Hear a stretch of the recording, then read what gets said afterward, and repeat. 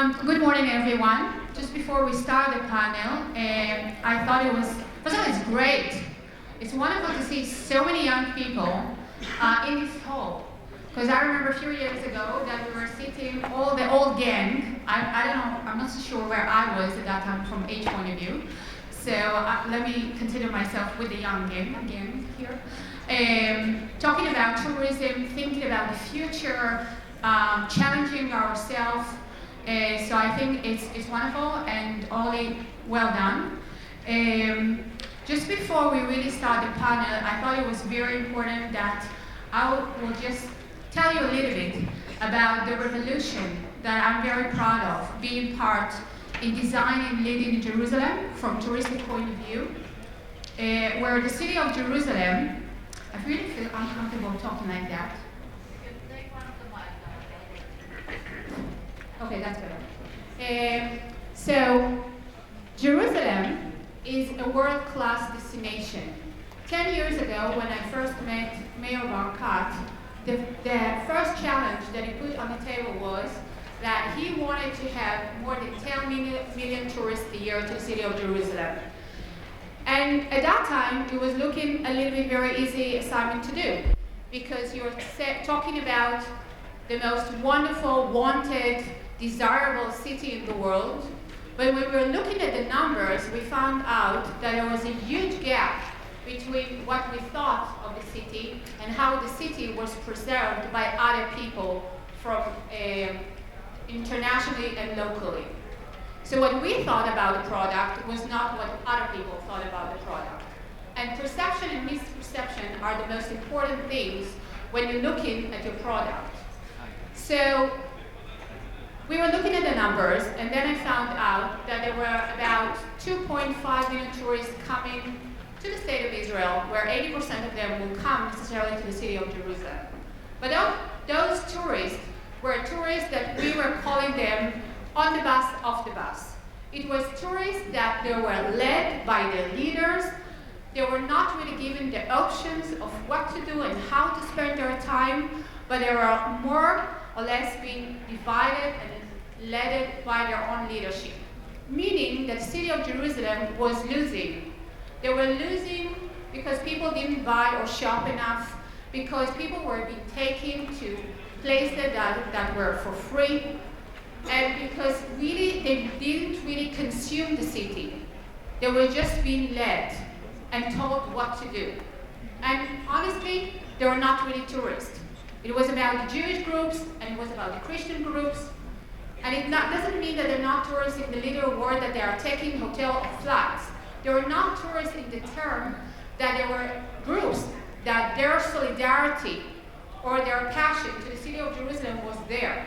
But it was not a tourist like we, when we choose a destination, that we go with our family, with our kids, and we decide what to do. So the gap here and the challenge here was huge.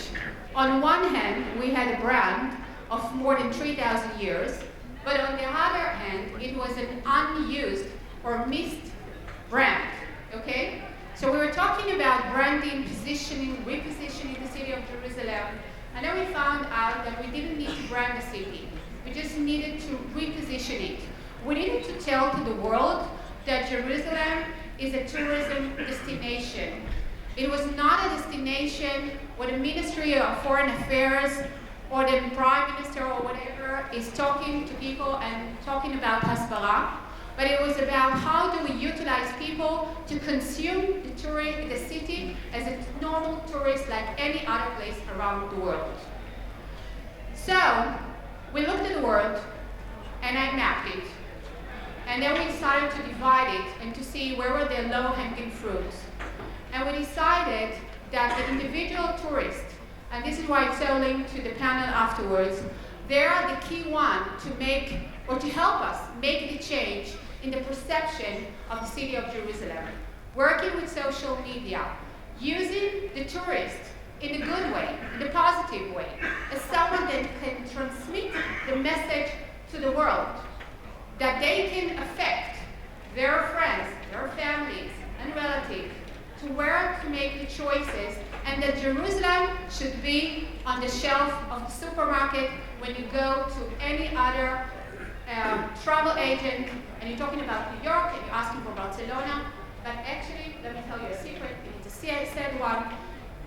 Try it, by the way, for yourself. Next time that you're going away, go to any travel agent in the world and see in their shelf if you see a book about Israel or Jerusalem. It's not there.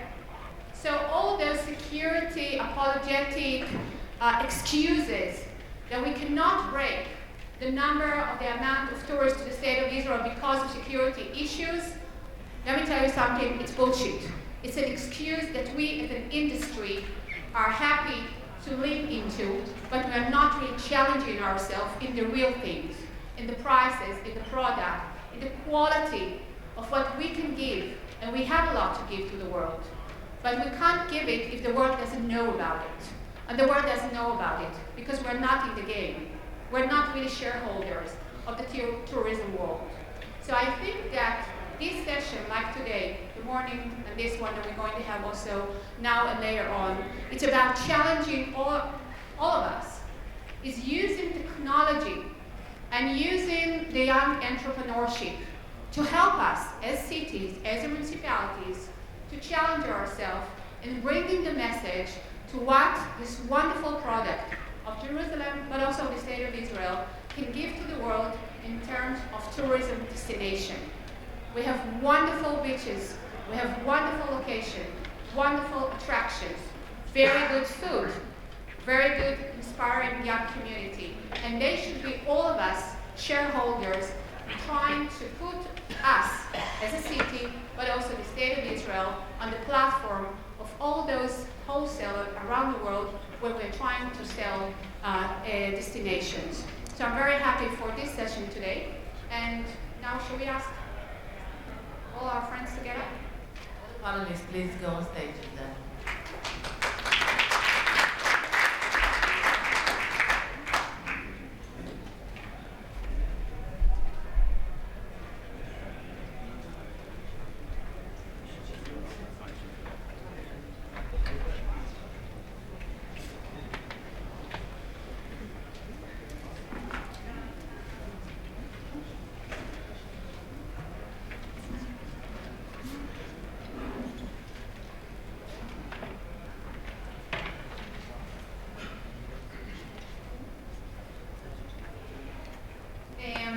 So, I think we should first start with our panelists, just to know who you are. So, Jonathan, you're the first one. Testing. Hi, my name is Jonathan Karras. I'm originally from the States. I've been here for about 12 years. I'm the co-founder and COO of Glide Video Messaging. You moved here from? I moved here from Columbia, Maryland. Okay. How many years are you in Israel? 12 years now. So Where I are you? originally started in a tourist trip to Jerusalem and ended up being a college education and living the rest of my life. So we inspired you? Yeah, I see you did a great job. No? Jenny?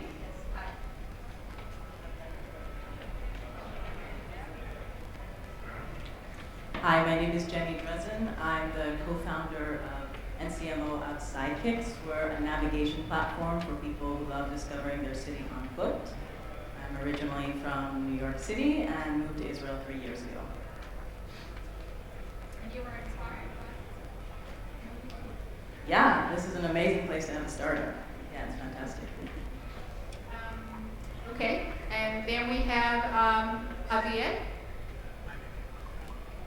Hi, my name is Aviel. I'm one of the founders of Fairfly. We save you money on airplane tickets after you already booked and paid for them. You basically go online, offline, book your ticket anywhere you want, send it to us via our service, which is powered by an app right now. And we notify you on better deals post-booking. And you are Israeli? I think that everybody understands that from my broken English, but yes, I'm not from New York So we can City. be proud of you. I'm not from New York City, I'm from Ness Tiona, which is also a great place to start startups. Not a travel or a tech hub or a hub or something, but a city. And now we have Sharon. Hi everyone, I'm Sharon Epstein. I'm co-founder and marketing manager of Books on Map, which is an amazing new way of traveling the world, especially cities. We are mapping the world through literature. We offer city tours based on local literature.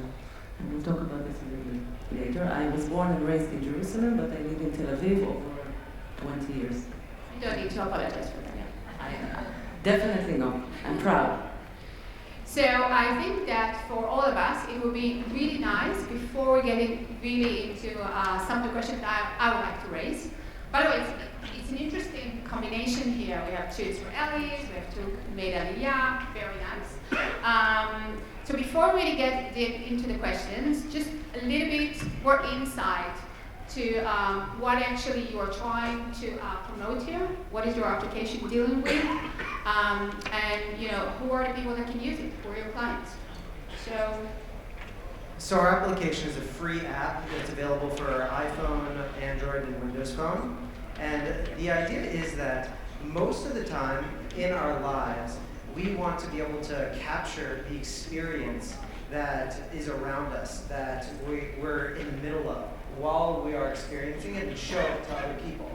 Now, there's plenty of ways to be able to share video, but most of them have the challenge of either storage space on your phone, meaning if you go on a vacation for a week or 2 weeks, you're going to constantly struggle with offloading things or having to compress things or having to triage, which isn't really how anybody wants to spend their vacation. Or that content is going to stay stuck on your laptop or stuck on your phone, and it's very challenging to be able to share it with other people that are important in your life. So what Glide does is it allows you to record an unlimited amount of video from your phone and instantly share it over the internet with family and friends in a private messenger. All of the videos are stored in a private cloud. All of them can be instantly shared to social media. They can be viewed live while you're recording them by family and friends, or they can be archived and viewed later. So as a city, how can I utilize or be advanced by your application? Well, we actually have a VIP program, which allows for something like a municipality could create a public channel that would show interesting things that are happening in the city. If there were events, they could live broadcast those events. They could be viewed by people as like a live stream, or they could be viewed later as an archive. So it can show all the interesting things that are happening in the city, and people can subscribe to it and then watch them at their convenience or experience them live, and also contribute while they themselves experience it. So you have this collective amongst both all of the participants and the organization itself. Okay. Sounds very interesting. Sharon, you want to share with us? Well, actually, Books on Map is offering the users a whole new way of seeing cities. You can walk around and you can open the app and you just can see what's around you in literature. And when I say literature, I mean all genres. It could be history, it could be novels, it could be poetry, it could be all kind of information you don't have now. You can't have it anywhere. And so basically, if I open your application, I know that it's working in Tel Aviv and it's Paris. Working in Tel Aviv. It's in beta version, but it's working in Tel Aviv. And Paris as well? It's at the beginning. We're starting to work on it. So now in Tel Aviv, if by the way, it's bilingual, Hebrew, English? Yes, it is. Okay. Let me tell you, you can understand it better if you imagine yourself in Café de Flore in Paris. I think everybody knows or heard about it at least, and you drink the famous chocolat, the amazing chocolat, and you just open the app, and what you can see amazing quotes from Simone de Beauvoir or Jean-Paul Sartre. You don't have to know them in order to read interesting things. It's not only for literature lovers. You can just open the app and explore amazing stuff because it's crowdsourcing and everybody's putting inside whatever they love. So you can find a whole interesting things that even if you're in the 5th time in the city, you can still find new things. So that's the best way to educate our kids. Exactly. Who Also hate education. literature. Exactly. Do you want to share with us? So Sidekicks is, as I said, it's a navigation platform for people who love to walk. We think that walking is the best way to experience a city, but most navigation platforms are going to give you the shortest or the fastest route. But when you walk, you might want more than that. And what we can do is we optimize your route based on a particular interest. So be it shopping or fashion or art or nightlife, we basically route you according to what's interesting to you. And we enhance the experience of what especially tourists are doing, which is walking around the city and discovering it. So it's there. It's something that we can use. So it's now live for iOS in the App Store in Israel. And it's also bilingual? No, No, it's in English. it's in English. Okay. Yeah. How many users you already have? We're beta testing right now, so we're just in the beginning. And then Aviel. So, how many people check the prices of their airplane tickets here after they're already booked and paid for them? Exactly. 88% of the people, thank you, the two. 88% of the people don't go back and recheck the prices of the airplane tickets and other travel products, but for now, airplane tickets, post-booking. 88%. If you ask some of the people in Fairflight, that 12% are liars, but let's assume that 88% don't go back and recheck the prices. This is exactly what we're doing in Fairflight. Once you booked your ticket, we don't sell tickets. Go book online, offline. Don't change your purchasing habits. Send it to us. And if you find a better deal, we will notify you. If you didn't find you a better deal, of course you don't pay for anything. You just know that you bought the best price for your ticket. But if we find you a better deal, we will take 9%. That's it. So we have 3 ways of notifying you on a better deal. The first one is the easiest one, better price for the same exact ticket, which is basically like finding money in your jeans after the laundry, just dollars and a lot of dollars. The second thing is finding you better alternative deals, better deals. Let's say you're flying with airline A to New York City, we will offer you to depart 30 minutes later with a different airline and to pay less after cancellation fees, or even to get a better seat if you're flying business class, which I don't, but if you do, we will offer you a better seat in some of the cases. The third option is finding new alternatives. It's not a better one, it's something similar, but you will end up paying less after cancellation fees. Right now we're deployed in 38 countries. Our app is live on Android and How many iPhone. users? Not something that I can Share. share here, but I can share that yesterday we looked at the numbers of how many results we're generating a day for our users. And when I say results, better results. And we talk about 2.5 million results, and we think it's pretty amazing, but I'm biased. So, And so you're still young. You still have. yeah, so Where this to is go? what we're doing. We're launching a web app in 3 weeks from now that can provide services also to people that fly more frequently and maybe small businesses. So if you want to go to our website or download our app, we'll try to help you. Okay. So actually, when we are talking about tourism, one of the trends that, as I was speaking about in Jerusalem, that we found out was everything to do with the individual travelers. And all your platforms are meant for the individual. Or if I would put it up in urban tourism, because it's giving people the possibility to walk by themselves, to make their own booking, to explore the city, to share it with their friends in a different way. And it does help to bring the message to the world, maybe to other segments of tourism that we wouldn't be able to reach in another means and way.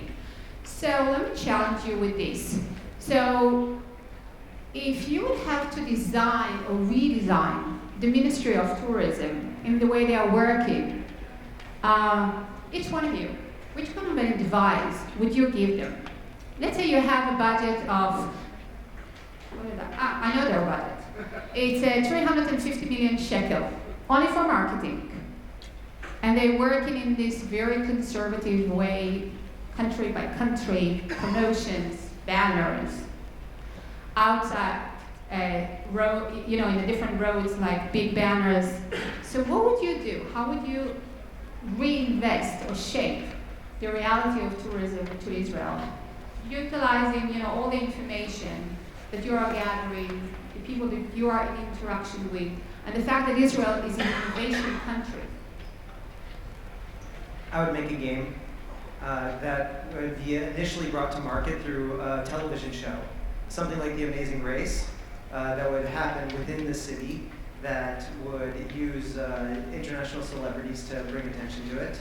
And then after the show was wildly successful and was on the market, it would exist, the game itself would exist in a format where people could come to the city and participate in it themselves.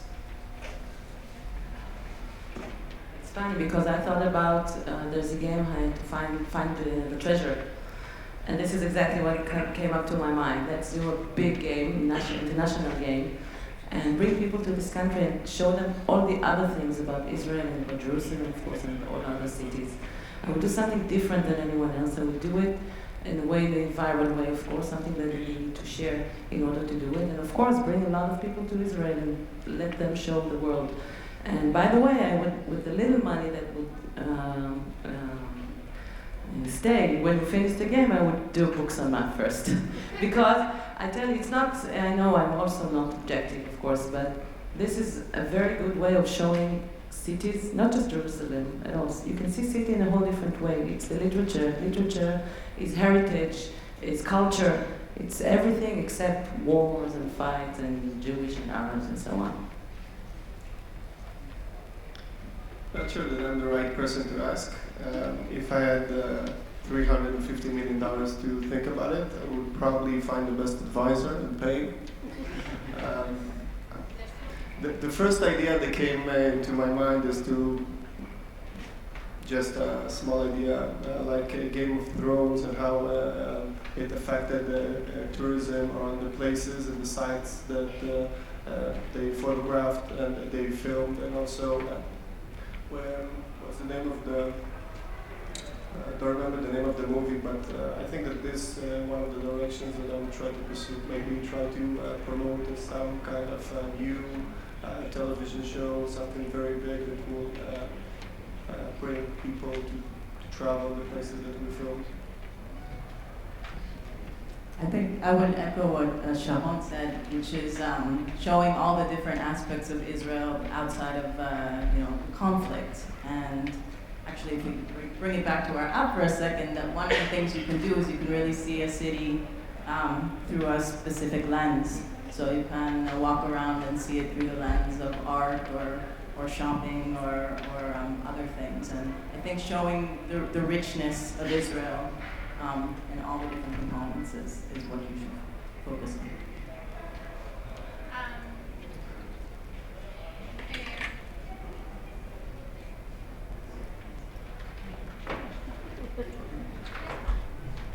Innovation.